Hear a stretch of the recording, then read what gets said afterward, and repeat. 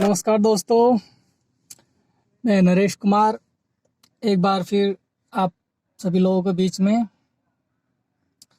दोस्तों, जैसा कि आप जानते हैं कि लॉकडाउन के चलते सभी ड्राइवर भाई बहुत ज़्यादा परेशान हैं और इतना मुश्किल में भी अगर हम गाड़ी लेके रोड पे निकलते हैं तो हमें कुछ फेयर नहीं दिया जा रहा है।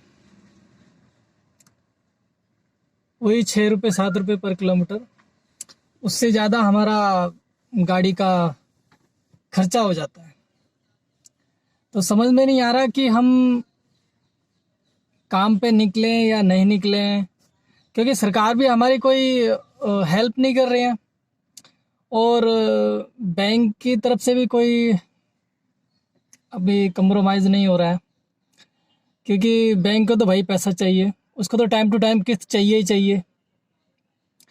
हमने सरकार से भी गुहार लगाई कि सरकार कुछ करे। हालांकि केजरीवाल साहब ने भी अनाउंस किया था कि वो 5,000 रुपये देंगे पर ड्राइवर को, लेकिन अभी कुछ नहीं हुआ है। सभी लोग सिर्फ वादे ही करते हैं और बाकी ग्राउंड लेवल पे कुछ काम नहीं हो रहा है। तो दोस्तों, अभी हम लोग इतने परेशान हैं, हम सभी भाई, हमारे प्रिय प्रधानमंत्री साहब, जिनको हमने इतने अरमानों से चुना और फिर चुना और फिर चुनेंगे, ठीक है जी, वो लोग भी हमारे लिए कुछ कर नहीं रहे हैं। तो हम सोचा कि हमारे आदरणीय प्राइम मिनिस्टर साहब से ही थोड़ा सा वार्तालाप कर लिया जाए। तो ये आगे का जो हमारा स्पीच होगा वो हमारे स्पेशल, हमारे प्रिय आदरणीय प्राइम मिनिस्टर साहब श्री नरेंद्र मोदी जी के लिए होगा। मोदी जी प्रणाम। हम और हमारा परिवार, हमारे दादा से आगे तक का तो शायद मेरे को मालूम नहीं है, बट दादा से और अभी तक सभी लोग बीजेपी का ही नाम रट्टा लगाते आए हैं और हम आप लोगों को वोट भी देते हैं ताकि हमारा जो देश है प्रगति पर जाए। लेकिन अभी के हालात से क्या दिख रहा है कि हमें सरकार ने बहुत परेशान किया है। परेशान इसलिए कि सर, आपने ओला उबर को लाए, ठीक है, अच्छा है, आपने सोचा कि भाई चलो रोजगार डेवलप होगा, ठीक है, हो गया। ओला उबर आ गया और हम लोगों ने अपनी नौकरी वगैरह छोड़कर भी, मैं खुद 18,000 रुपये की जॉब करता था, लेकिन जब पता चला कि ओला उबर में बहुत ज़्यादा कमाई हो रही है तो हम भी छोड़ छाड़ के और इधर आ गए। आपने लॉन्च किया हमारे लिए रोज़गार के अवसर पैदा किए, अच्छी बात है, सराहनीय वर्क है, हम सैल्यूट करते हैं। लेकिन सर, थोड़ा सा इस पर कंट्रोल भी तो आप करते। आपने छत का पंखा चला दिया, उसमें रेगुलेटर तो है ही नहीं, और रेगुलेटर है ही नहीं तो बस वो चेज चलते जा रहा, चलते जा रहा, उसकी मनमर्जी है, कौन कंट्रोल करेगा उसको,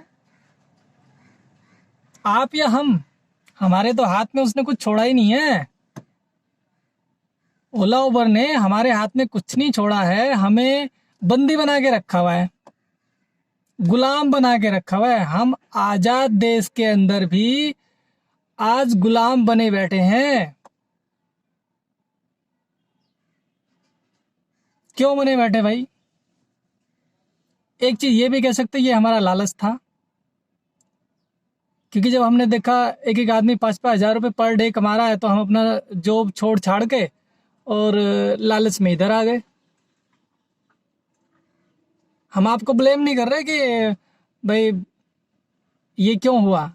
गलती हमारी भी है कि हम अपना अच्छा खासा काम छोड़कर इसमें आए, लेकिन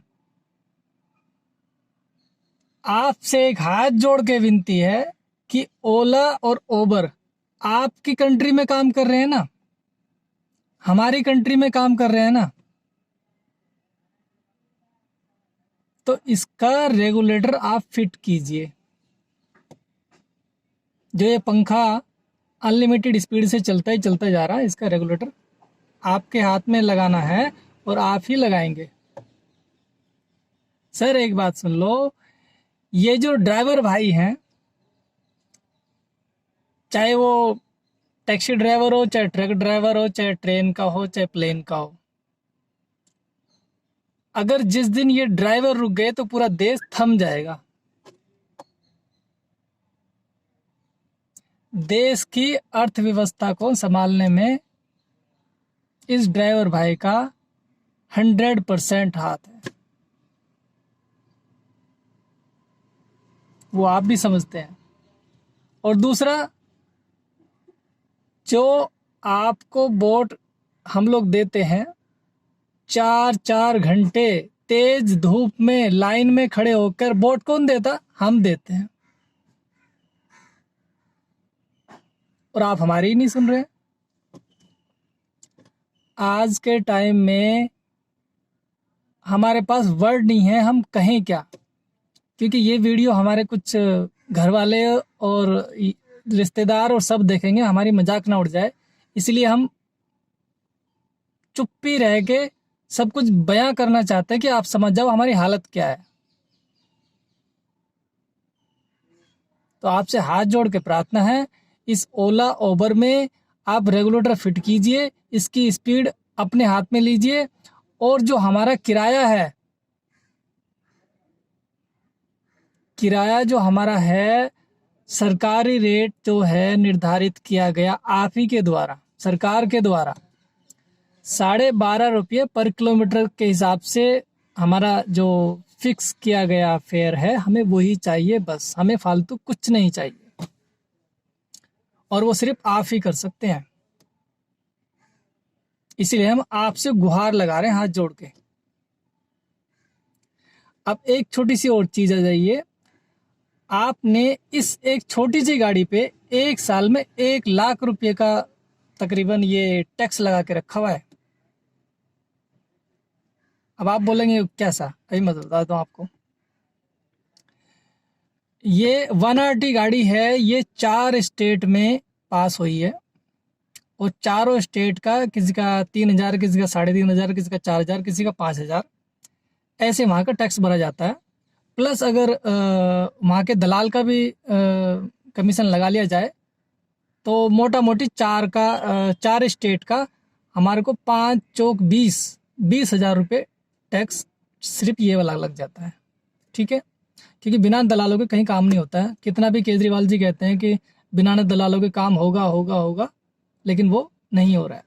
ठीक है जी, 20,000 रुपये 4 स्टेट का रोड टैक्स,